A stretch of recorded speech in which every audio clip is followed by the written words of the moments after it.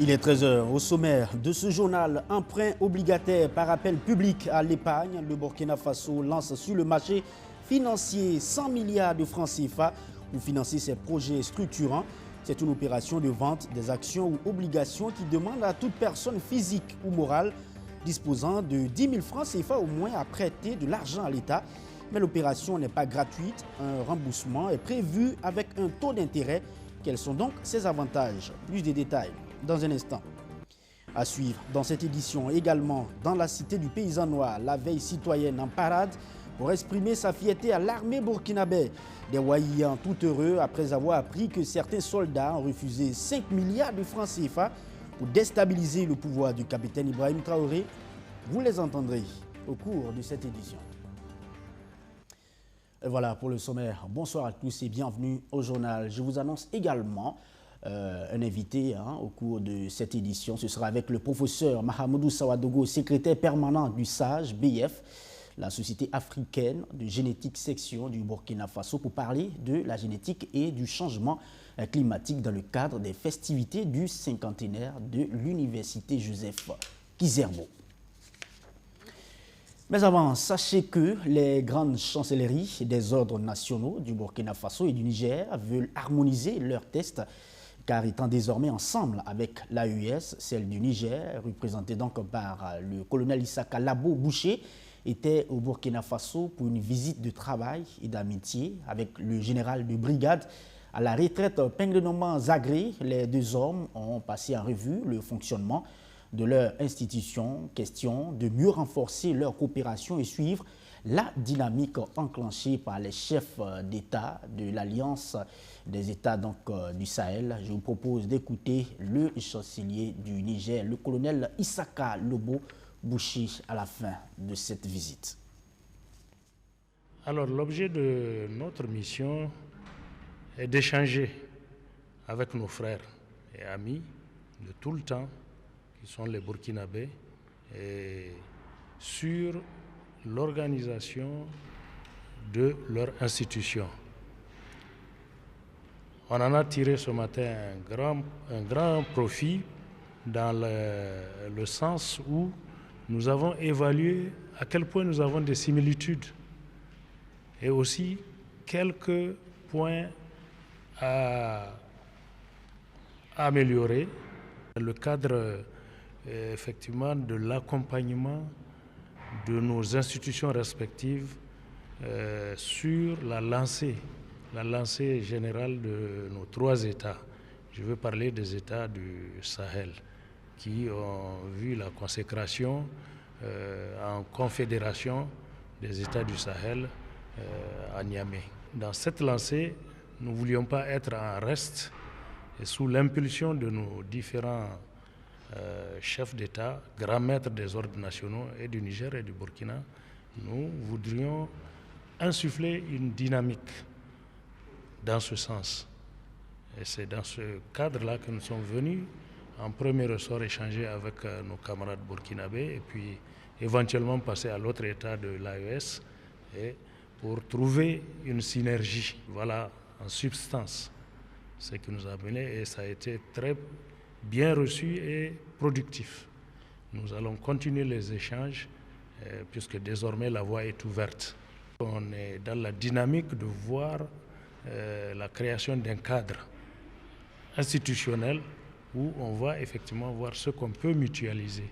On est déjà suffisamment avancé au niveau des États, en ce sens qu'on a harmonisé la défense, on a trouvé un cadre pour la diplomatie, on est en train de trouver un cadre pour le développement. Nous aussi, nous ne voudrions pas être en reste. Dans la chronique économie de cette semaine, nous parlons de l'emprunt obligataire par appel public à l'épargne.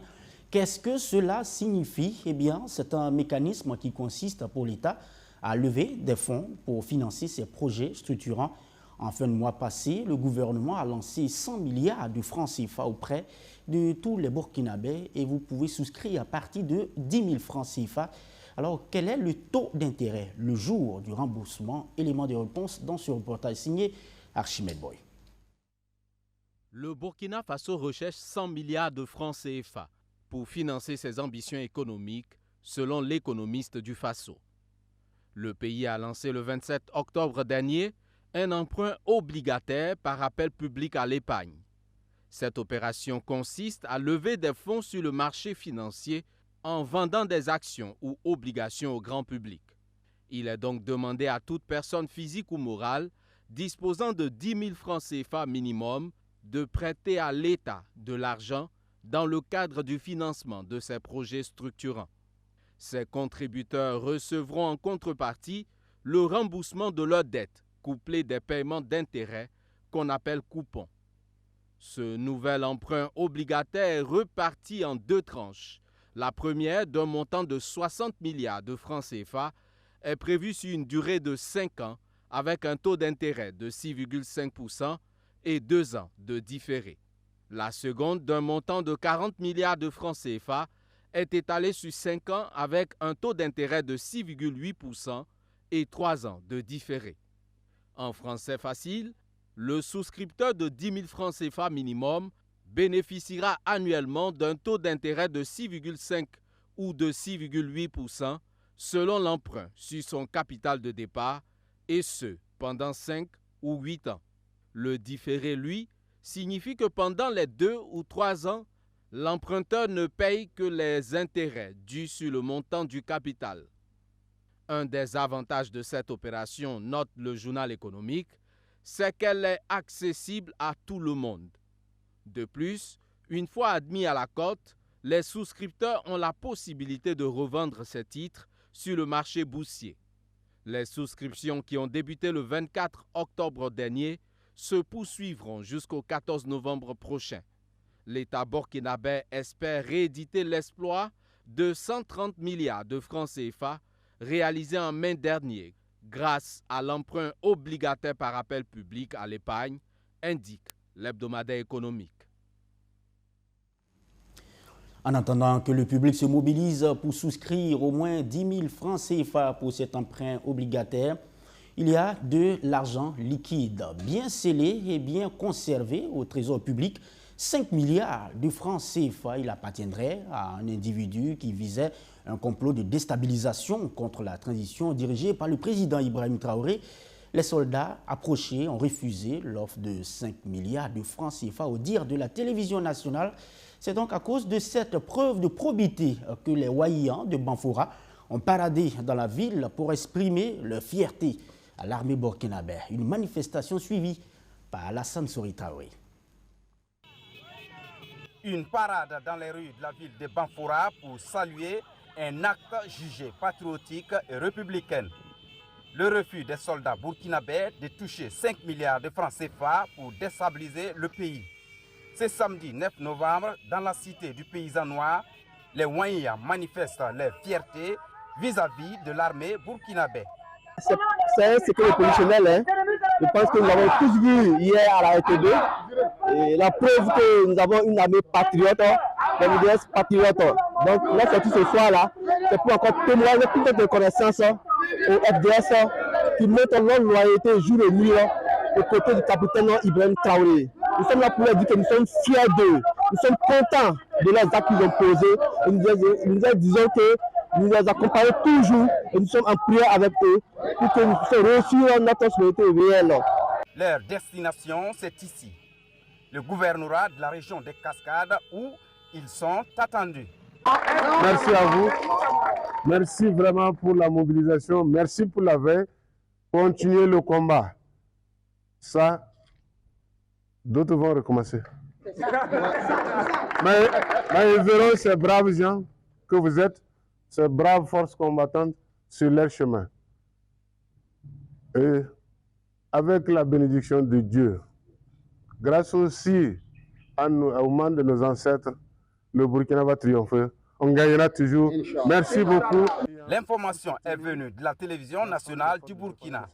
Des forces de défense et de sécurité ont joué le jeu d'un individu dans un plan de déstabilisation du pays jusqu'à mettre la main sur lui. La somme prévue initialement pour financer le complot est déposée au trésor public et le comploteur est à l'arrêt, selon la RTB. C'est également un acte qui mérite, pourquoi pas, des parades motorisées à Béré, commune rurale justement dans la région du centre-sud, à un commissariat de police neuf avec toutes les commodités.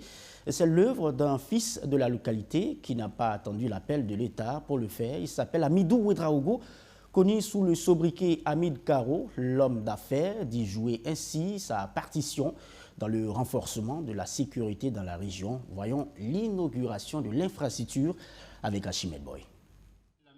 105 millions de francs CFA ont servi à la construction d'une clôture et de nouveaux bureaux pour le commissariat de police de la commune de Béré, dans la région du centre-sud. Un commissariat qui existe depuis 2014. Ce joyau est l'œuvre d'un fils de la localité, Amidou Ouedraogo, plus connu sous le nom de Hamid Karo. L'homme d'affaires veut ainsi contribuer au renforcement de la sécurité dans sa zone d'origine. Cette volonté s'est accentuée suite à l'appel du président du Faso, le capitaine Ibrahim Traoré, à l'endroit de tous les fils et filles à la contribution patriotique pour venir au bout du terrorisme. En investissant dans ces infrastructures, notre groupe entend contribuer à l'effort de paix, à la contribution des efforts pour le retour de paix dans notre pays. Cette action serait partie d'une doléance de l'association des étudiants ressortissants de la commune, adressée aux donateurs il y a quelques années, indique le représentant des parrains de cette cérémonie. Aujourd'hui, nous sommes fiers de ce joyau offert par notre neveu Amidou dit Hamid Karo, qui n'est pas à sa première action. On l'a cité et nous partageons cette fierté avec Jo qui était aussi à l'origine. Tous les travaux réalisés ont entraîné certainement beaucoup de sacrifices.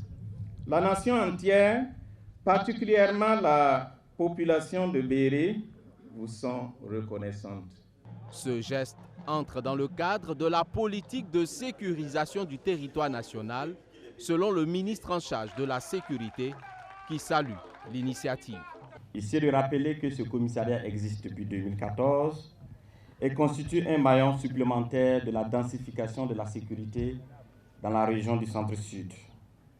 Et la réalisation de ces nouveaux bâtiments par ce donateur généreux, patriote, est un élément qui montre que quand on dit la patrie ou la mort nous vaincrons, ce n'est plus qu'une seule phrase. Cela coule dans nos veines et cela doit être matérialisé à travers des actes.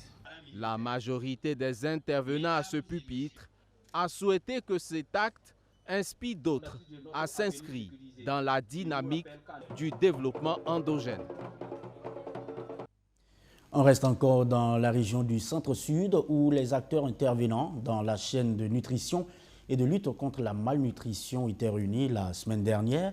Une rencontre qui s'est tenue dans le but d'évaluer l'approche IPC et l'étendre aux 13 régions du Burkina Faso, car il a été révélé des cas de malnutrition aiguë dans le pays. Cet outil permet en clair d'analyser avec précision les causes du mauvais état nutritionnel dû à l'alimentation mal équilibrée dans les différentes zones du Burkina Faso. Amadou Diko. C'est un instrument qui fournit des informations clés aux décideurs en se focalisant sur des objectifs à court et à long terme de réduction de malnutrition aiguë. L'outil IPC de la malnutrition aiguë est expérimenté au Burkina Faso depuis 2018, mais est peu connu de certains acteurs de la nutrition. En vue d'une mise à l'échelle nationale de ce dispositif, les acteurs de la nutrition des 13 régions du pays sont réunis à Manga, dans le centre-sud, pour prendre connaissance de l'outil. C'est un outil d'analyse, voilà, des causes un outil d'analyse de la malnutrition aiguë, voilà, qui permet de classifier les zones en tenant compte des causes de la malnutrition et également des interventions qui sont mises en œuvre sur le terrain. Voilà, donc, et avec cet outil-là, ça permet de voir est-ce que la situation actuelle peut changer d'une période à l'autre, soit en dégradation ou en amélioration. La situation nutritionnelle reste préoccupante dans certaines régions du pays, du fait de la crise sécuritaire, selon ces acteurs. Mieux s'approprier de l'outil IPC Malnutrition devrait permettre d'inverser la tendance. C'est de voir avec les acteurs, voilà, que ce soit des partenaires et également les acteurs du gouvernement. Voilà, qu'est-ce qui est mis en œuvre sur le terrain et qu'est-ce qu'on peut faire pour améliorer la situation sur le terrain. Voilà, donc comme on a dit, l'outil permet de voir l'état de la malnutrition dans telle ou telle localité. Pour la tenue de cet atelier, la direction de la nutrition a bénéficié de l'accompagnement de l'unité de soutien global de l'IPC et des structures étatiques engagées dans la lutte contre la malnutrition. Allez, il faut lutter contre la malnutrition, mais il est aussi très important de mobiliser les ressources et les intelligences pour lutter contre le changement climatique. Et c'est ce qui nous amène dans la page entretien de ce 13h. Nous recevons pour vous, madame, monsieur, professeur Mahamadou Sawadogo. Il est secrétaire permanent du SAGE-BF. Le SAGE-BF, c'est bien sûr la Société africaine de génétique, section du Burkina Faso. Professeur, bonsoir et bienvenue au 13h de BF1. Bonsoir. Alors, avec vous, nous parlons justement du colloque qui se tient à l'occasion du cinquantenaire de l'Université Joseph Kizerbo. Et c'est du 13 au 15 novembre 2024, bien sûr, au sein de l'université même. Professeur, vous mettez justement au centre de ce colloque la génétique et le changement climatique. Comment vous expliquez ces deux rapprochements? Bien, merci. Merci pour cette opportunité que vous nous accordez. Mais permettez-moi tout d'abord de rendre hommage à tous ces vaillants combattants, FDS et en tout cas VDP, qui, au prix de leur vie, nous permettent de nous asseoir et de parler aujourd'hui de la génétique. Alors, la génétique, pour être beaucoup plus simple, c'est l'étude des gènes ou des caractères. Je vais dire tout simplement que lorsqu'il y a le changement climatique, le changement climatique se matérialise dans tous les organismes vivants par des changements. Alors, si vous prenez les humains, le fait qu'il n'y a pas assez de nourriture, le fait que l'environnement n'est pas très favorable, il y a trop de soleil que prévu, qu'il y a des inondations, ainsi de suite, ça affecte l'organisme vivant. Et quand je parle d'organisme vivant, je parle des végétaux, c'est-à-dire les plantes, je parle aussi des humains, je parle des micro-organismes, ainsi de suite. Et bien sûr, vous savez que si l'organisme est affecté, ça va jouer sur notre santé à travers donc notre manière de nous alimenter et notre manière de nous soigner. Donc, il est temps d'en parler au Burkina Faso parce que la génétique fait des merveilles, mais ces merveilles ne sont pas connues.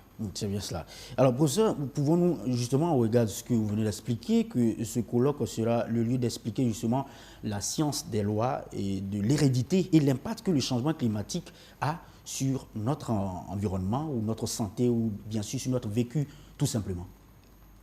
C'est juste. Alors, c'est très important parce que ce colloque va nous permettre, premièrement, de faire connaître la génétique. Parce que c'est une science qui a été longtemps diabolisée. Et quand on en parle, même au primaire, les gens, au secondaire plutôt, les élèves ont peur de la génétique. Mais quand vous arrivez à l'université, on dit génétique, personne ne veut y aller, donc la génétique est diabolisée. Pourtant, tout ce qui est autour de nous et qui est vivant ne pouvait pas se réaliser, exister sans la génétique. Donc nous voulons aussi montrer donc, les bienfaits de cette génétique-là. Et quand on parle bien sûr de génétique, on fait référence tout de suite aux différents tests qui ont été réalisés récemment à Bobo-Dioulasso avec les moustiques génétiquement modifiés, qui a justement causé tant d'encre et de salive. Vous en avez assurément entendu parler. C'est juste. Mais comme je le disais, sans doute l'occasion aussi de pouvoir mieux expliciter la chose. Exact. Ouais. Lors de ce colloque, je pense que ça sera l'occasion aussi d'en parler. Mais je voudrais dire tout simplement que, comme je le disais, la génétique a été longtemps diabolisée, de telle sorte que ces résultats, ces produits sont eux-mêmes aussi diabolisés. Voilà, je suis au courant donc des essais des moustiques génétiquement modifiés et aussi des vaccins, et aussi sur autres problèmes tels que les OGM, ainsi de suite. Mais comme je dis, c'est tout à fait normal. Tout ce qui est nouveau, effraie, fait peur. Mais lorsque on fait une communication correcte, les gens comprendront que nous travaillons pour le bien-être de notre société. Absolument. Et nous comprenons mieux pourquoi le thème de ce colloque est « Génétique et changement climatique, quelle perspective pour une santé et agriculture résiliente ?» Professeur, qui peut prendre part à cette rencontre de réflexion et avec... y a-t-il des conditions? Bien, il n'y a pas de conditions particulières. Pour la population, il suffit seulement de faire le déplacement, donc à l'amphi de l'ISSP, de l'Université Joseph Kizerbo. Mais ce sont des grands spécialistes qui seront donc conviés à cette rencontre, des spécialistes venant du Burkina, des pays de l'AES, venant de la sous-région, à savoir donc la Côte d'Ivoire, le Bénin, voilà, nous aurons aussi le Tchad, ainsi de suite, le Togo, de grands spécialistes de la génétique, de l'amélioration des espèces et aussi de ceux qui sont spécialistes dans la santé humaine pour parler, d'abord faire le point sur ce qui existe au Burkina et dans la sous-région en termes donc de résultats de génétique et aussi permettre aux gens de pouvoir poser leurs problèmes et afin donc d'éclairer le décideur sur la base donc des recommandations qui seront formulées. Donc tout le monde est invité à cette rencontre. Professeur, je voulais justement vous arracher un mot sur cette question de génétique avec les instituts de recherche que nous avons aujourd'hui. Est-ce que justement les recherches menées par ces différents instituts-là révèlent les résultats dans l'agriculture par exemple? Oui, je pense que c'est même le côté où nous excellons beaucoup au Burkina, parce que la génétique appliquée donc à l'amélioration des espèces, que ce soit espèces animales ou végétales, a de très bons résultats qui sont actuellement utilisés au Burkina Faso. Si vous prenez par exemple, quand on vous dit une variété, c'est le produit d'un travail génétique qui s'est passé derrière. Donc vous allez voir, il y a des variétés qui sont améliorées. Il y a aujourd'hui sur le marché plusieurs types de variétés jusqu'aux hybrides. Il y a aussi ce que nous appelons comment on appelle le travail quotidien de l'agriculteur qui est la semence. La semence, c'est un produit génétique qui a été fait. Si vous prenez au niveau donc, des ressources animales, il y a beaucoup d'efforts qui sont faits aujourd'hui. Vous allez voir qu'il y a des races nouvelles, hein, que ce soit au niveau des bovins, au niveau des caprins, que ce soit au niveau donc, de la volaille, ainsi de suite. Et dans la santé, il y a aussi l'implication donc des produits de la génétique dans notre pays. Et tous ces aspects-là seront abordés par des conférenciers aguerris à la question. Absolument, ça sera justement l'occasion pour tous d'aller découvrir. Vous, professeur, justement, vous les chercheurs, vous êtes justement engagés dans les recherches dans l'agriculture en parlant justement de résilience. Qu'est-ce que l'agriculteur ou le paysan peut aussi faire pour justement vous accompagner dans vos travaux de recherche en parlant bien sûr de génétique? Bien, je pense que l'accompagnement que nous attendons de l'agriculteur, d'abord, c'est qu'il soit avec nous dès le début de l'écriture de nos projets et qu'il nous accompagne dans l'exécution et qu'à la fin, le produit qui va sortir soit un produit, je vais dire, de coopération, de collaboration afin que ce produit soit accepté. D'accord. Professeur, on termine cet entretien. Je vous laisse rappeler les dates de ce colloque. Alors, le colloque sur la génétique sera organisé par la Société africaine de génétique, donc entrant dans le cadre de la commémoration des 50 ans donc, de l'Université Joseph Kizerbo, se déroulera du 13 au 15 novembre à l'Université Joseph Kizerbo. Merci beaucoup au professeur. Ça sera donc tout pour cet entretien. Vous êtes donc le secrétaire permanent du SAGBF, Société africaine de génétique, session du Burkina Faso. Professeur, vous restez avec nous pour terminer justement ce journal. Nous parlons du Grand Prix de Orange Summer Challenge édition 2024. C'est un concours lancé justement pour faire la promotion de l'innovation technologique dans l'entrepreneuriat, sans oublier les startups en gestation. 4 projets étaient en lice pour cette édition. La finale de la compétition a été remportée par le groupe Smart Epic qui a mis en place un système innovant pour mieux protéger les abeilles et partant de l'agriculture burkinabé. On en sait un peu plus avec Sandrine Zegori.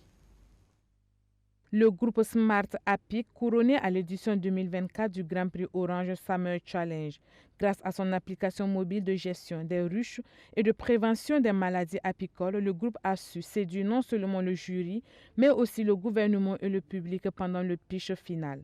Un projet qui, de l'avis de ses initiateurs, va améliorer les pratiques apicoles et préserver les colonies d'abeilles au Burkina Faso. Les apiculteurs rencontrent un véritable problème lors de la production du miel, ce qu'ils appellent le varroa. C'est un parasite qui attaque les abeilles et qui affaiblit la colonie. Et ça impacte vraiment sur le secteur apicole du Burkina Faso, ce qui impacte directement sur l'agriculture même du Burkina Faso. Donc nous, en tant que jeune équipe et jeunes talents, on a décidé de se lancer dans ce domaine-là pour découvrir encore plus c'est quel problème, ils font face à quel problème. Et on a découvert qu'en plus du problème de varroa, ils ont un problème de suivi de leur ruche. Donc on a décidé de mettre en place une solution qui permettrait à ces apiculteurs de pouvoir traiter la santé des abeilles tout en suivant l'évolution de leur ruche. Ils pourront faire un meilleur rendement et aussi pouvoir aider les abeilles à avoir une meilleure vie et impacter l'environnement. Orange Summer Challenge 2024, un créneau de Orange Digital Center qui vise à promouvoir l'entrepreneuriat technologique et l'innovation. Une compétition qui vise aussi à offrir des espaces d'expression aux startups. Donc vous avez vu, les domaines représentés, c'était l'agriculture, donc qui est un domaine très important pour le Burkina. Après l'agriculture, on avait l'apiculture, qui est aussi un domaine important, comme vous le savez. Et ensuite, il y a le domaine des gadgets, de la recharge des téléphones mobiles avec l'énergie solaire. Et enfin, il y avait aussi la mobilité urbaine, comme la gestion des parkings. Voilà. Et ces projets étaient vraiment axés donc, sur des problématiques que nous rencontrons tous les jours. Donc on peut dire que la satisfaction y était. Cette initiative vient en appui aux efforts du gouvernement en matière de promotion des innovations technologiques à fort impact social et à forte valeur économique. À travers ces solutions qu'ils ont trouvées, c'est des solutions vraiment endogènes qui vraiment permettent à la jeunesse burkinabé de savoir qu'il y a des possibilités qui existent et il y a un soutien qui existe à travers donc, le ministère de l'Enseignement supérieur, de la Recherche et de l'Innovation. Il y a notre partenaire Orange qui est actif donc, dans l'éducation. Et c'est vraiment des choses à encourager. Et également, on ne peut qu'encourager notre partenaire Orange qui, à travers ce soutien, et nous souhaitons qu'il puisse encore investir davantage dans l'éducation, dans la formation des jeunes. C'est l'avenir du Burkina Faso. En plus du trophée, le groupe Smart APIC repart avec un chèque de 4 millions de francs CFA. Ce prix leur offre également l'opportunité de représenter le Burkina Faso à des compétitions internationales. Pour ce concours Orange Summer Challenge, 4 projets étaient en compétition pour l'édition 2024. Dans l'autre compétition, au niveau du championnat national de football, Ligue 1, sur la pelouse du stade régional de Zignaré, Majestic de Saponé et Vitesse FC se sont séparés sur un score nul et vierge le dimanche dernier. Un match qui compte pour la 8e journée. Et bien, au-delà du score, ce sont donc des déchets techniques dans la finition qui ont été marqués, qui ont justement marqué les esprits dans cette opposition. Compte rendu Madi Zongo et Archimède Boy. Coup de sifflet du match Majestic contre Vitesse FC de Bobo Dioulasso, le 10 novembre dernier sur la pelouse du stade régional de Zignaré, les deux entraîneurs ont la même lecture des événements. Les Guépards de Mamadou Zongo devraient repartir dans leur habitat avec les 3 points de la victoire. Beaucoup de regrets puisque j'avais beaucoup de situations. Bon, je ne parle pas aussi de l'arbitrage puisqu'il y a un penalty qui n'a pas été sifflé. Ça aussi, ça fait partie du football.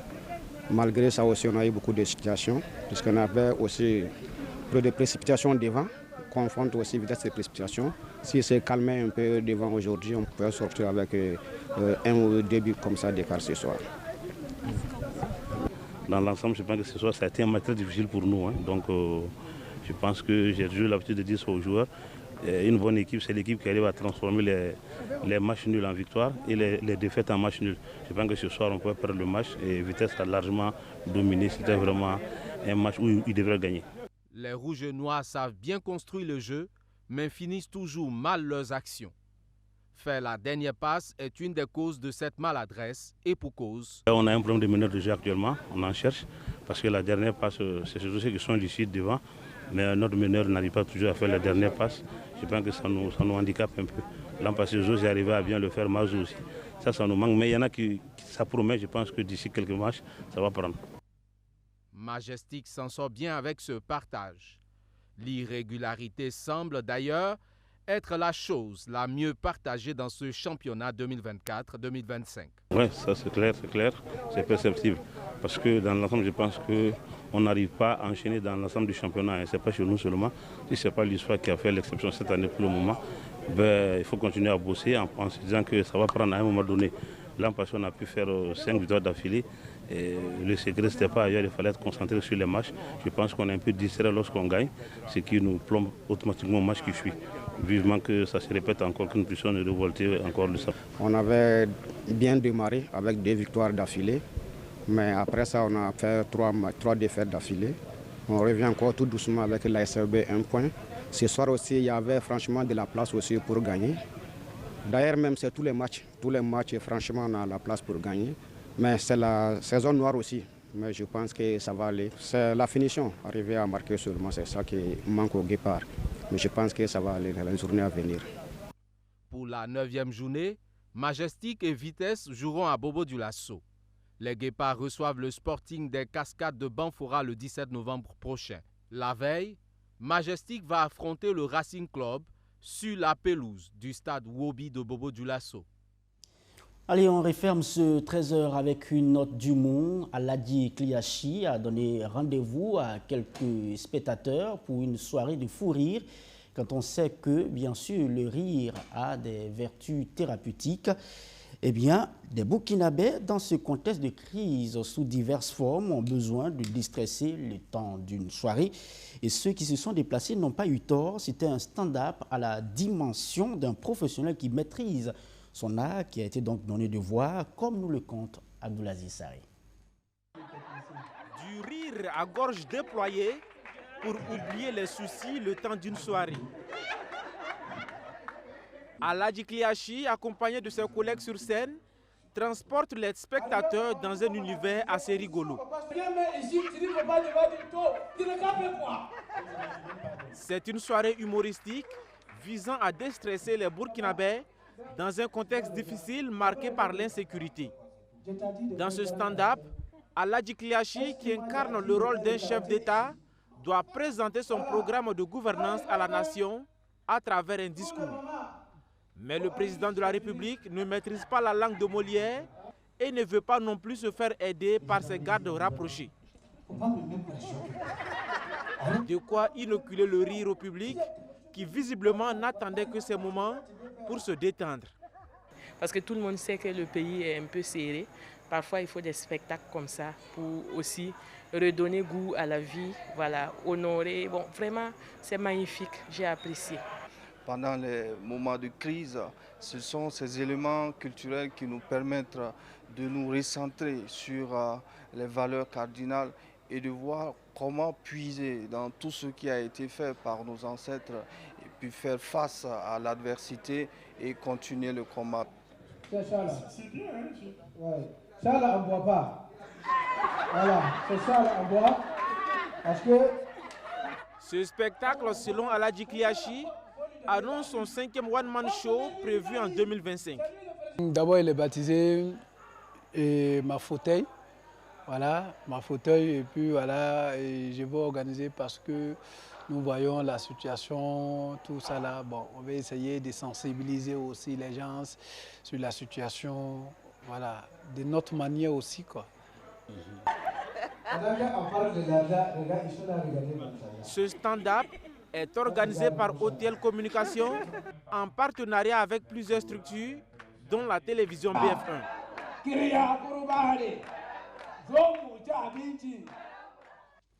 Voilà, madame, messieurs, vous faites toujours bien de nous suivre. C'est la fin de ce journal. Merci à vous tous de l'avoir suivi. Je vous retrouve demain à 13h pour notre session d'information. Restez avec nous, les programmes se poursuivent sur BF1. Je vous salue. Bon après-midi.